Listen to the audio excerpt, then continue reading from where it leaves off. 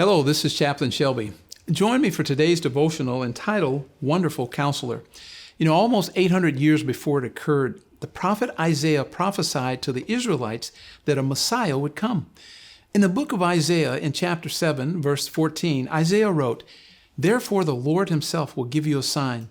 The virgin will be with child and will give birth to a son and will call him Emmanuel," God with us.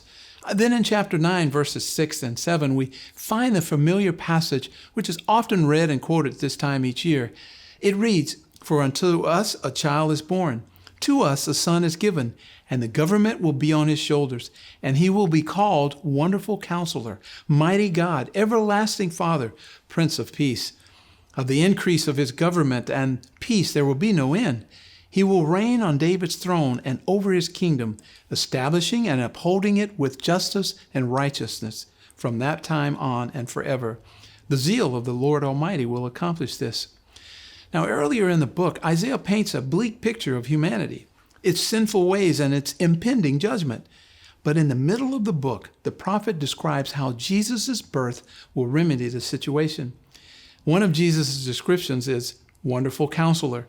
The Hebrew word for wonderful is pala, sometimes written or pronounced pele, which indicates something uncommon or out of the ordinary. It reflects or indicates a phenomenon lying outside the realm of human explanation, that which is separated from the normal course of events. The same word is used in Psalm 139:6, where it is written, "Such knowledge is too wonderful for me. It is too high, I cannot attain it." It describes something miraculous. The prophet Isaiah declared that the coming Christ would be a wonder.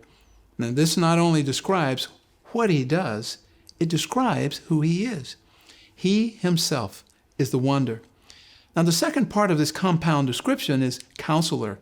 Pala yotz literally translates the wonder of a counselor. The Hebrew word used is yetz, which means to advise, counsel, devise, and purpose. In Hebrew, the historical usage of the word yetz describes a picture of a king giving counsel to his people. Pele yetz, used in combination, reveals that this child will be miraculously born to become an amazing advisor who works in all things for God's purpose, because the Holy Spirit dwells in him with all wisdom, all understanding, all counsel, strength, knowledge, and honor to God. Jesus wasn't only a wonderful counselor during his 33 years on earth. Since Jesus is alive today, he still acts as our wonderful counselor. When he died, he sent the Holy Spirit to live within believers. The Spirit, being one with God, guides and helps his people today.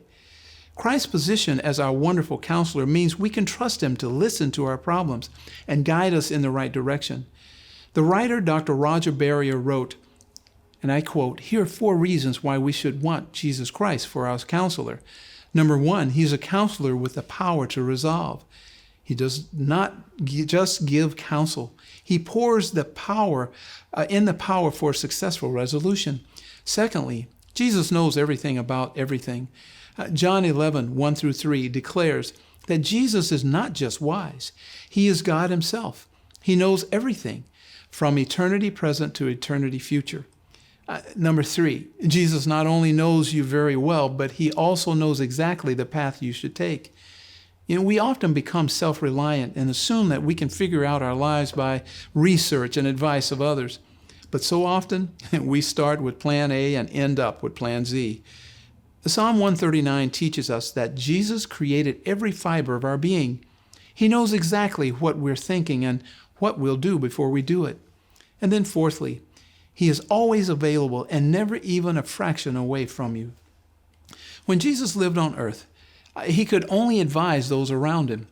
That's why when he ascended into heaven, he sent the Holy Spirit, who never leaves us and always counsels us, unquote. Let me ask you, is life really hard for you right now? Are you facing some difficult decisions? Are there uncertainties in your life that you could use some counsel on? Or maybe all is well with you and yours, but there's this nagging fear of what might happen in the future.